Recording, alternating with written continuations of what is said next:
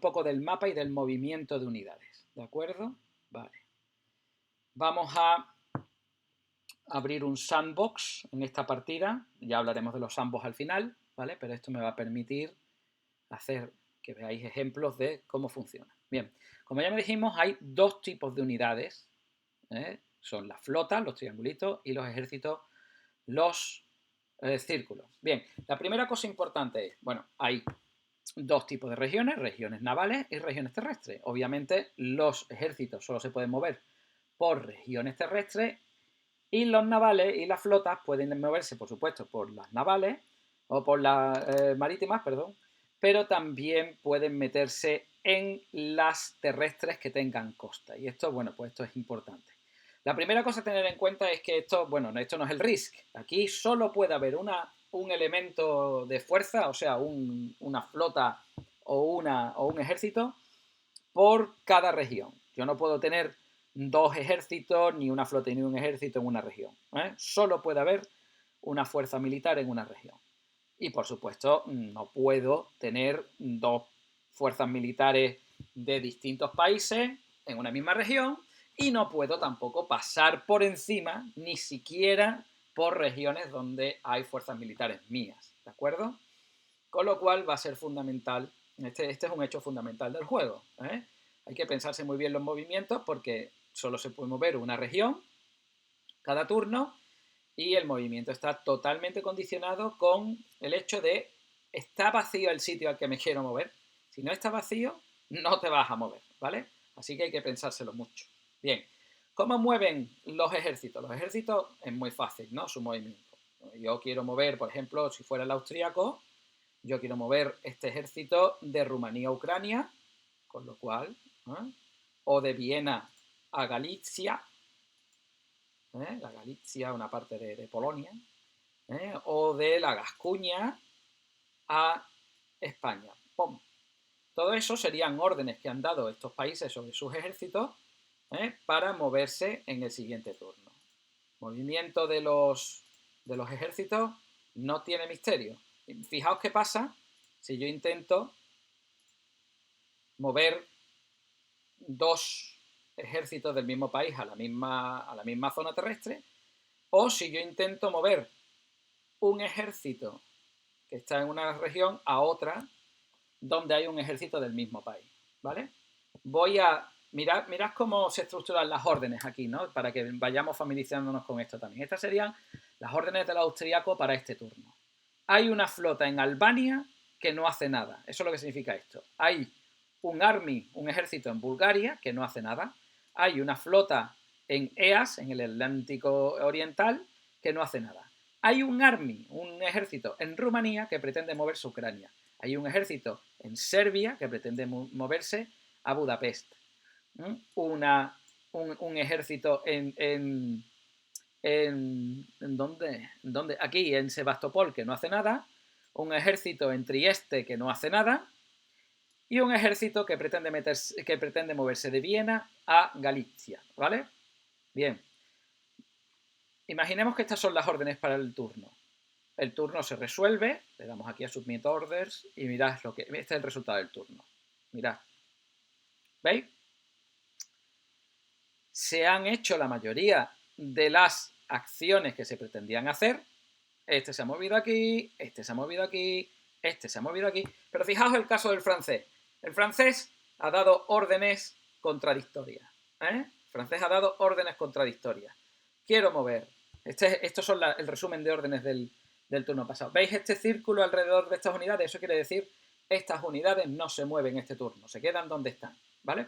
El francés ha dado órdenes contradictorias. Ha intentado mover dos de sus ejércitos a una misma zona terrestre y además ha intentado mover un ejército a una zona que se supone que iba a dejar libre, este ejército que se movía. Es decir, un movimiento encadenado. Si volvemos a ejecutar estas órdenes, vemos que el francés no ha conseguido absolutamente nada. ¿Veis? No ha conseguido ejecutar esas órdenes.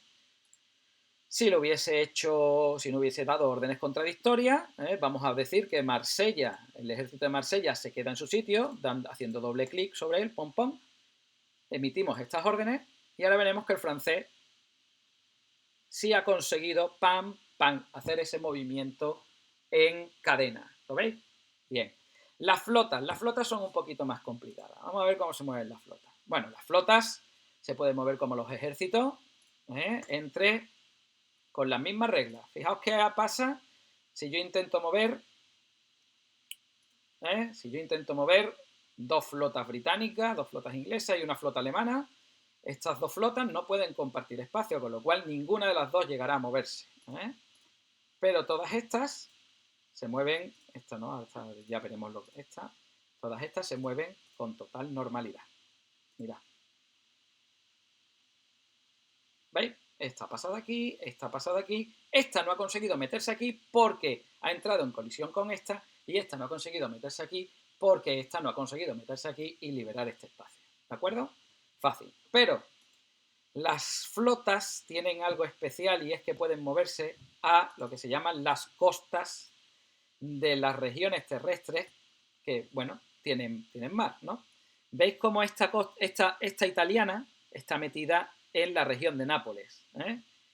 No está ni en el Ion, ni en el mar Iónico, ni está en el mar Tirreno. Está en Nápoles, ¿de acuerdo? Yo podría tener una flota aquí y una flota en la costa de Nápoles. Por ejemplo, yo puedo meter, de hecho, atacar esta flota italiana en el mar Iónico, puede atacar la región de Grecia porque es costera. Mirad lo que pasa. ¿Veis? Se ha metido dentro y estaría en disposición de hacerse con este centro de recursos. Por cierto, no hemos hablado de los centros de recursos. Los centros de recursos son estos cuadrados y estos círculos, ¿vale? Y estos círculos. Después hablaremos de ellos. Pero bueno, son los que nos va a permitir ampliar nuestra fuerza y son los puntos estratégicos que debemos de controlar. Bien. Hay algunas excepciones o algunos puntos importantes con respecto al movimiento de flotas. Mirad, hay algunas regiones terrestres que tienen dos costas. Por ejemplo, esta Bulgaria tiene una costa este y una costa sur, con lo cual serían como tres regiones. Tendrían la terrestre, que está ocupando esta ahora mismo, que está ocupando este ejército, la costa sur y la costa este. Pero tened en cuenta que, como ya hemos dicho, si yo voy para atrás, tened en cuenta, como ya hemos dicho, que solo puede haber una unidad en cada territorio. Y las costas cuentan para ello. Es decir, esa flota, como habéis visto, no puede meterse en Bulgaria porque ya hay un ejército. Es importante también entender que las regiones terrestres que tienen costa son adyacentes para el movimiento de las flotas. Por ejemplo, esta flota italiana en Nápoles puede moverse a la región de Roma porque comparten una costa. ¿Lo veis? Bien. ¿Cuál más tenía? Así, San Petersburgo también tiene una costa norte que da a esta región marítima y una costa sur que da al Golfo de Borneo, esta de aquí, ¿no? España también, costa norte, costa sur. Bien. ¿Qué más? Importante, a ver, los centros de recursos. Veis que hay dos tipos de centros de recursos, los cuadrados y los puntos. Si nos vamos al principio de la partida, veréis que cada país tiene 3 centros de recursos cuadrados de origen. Son muy importantes porque esos son tus centros de recursos capitales.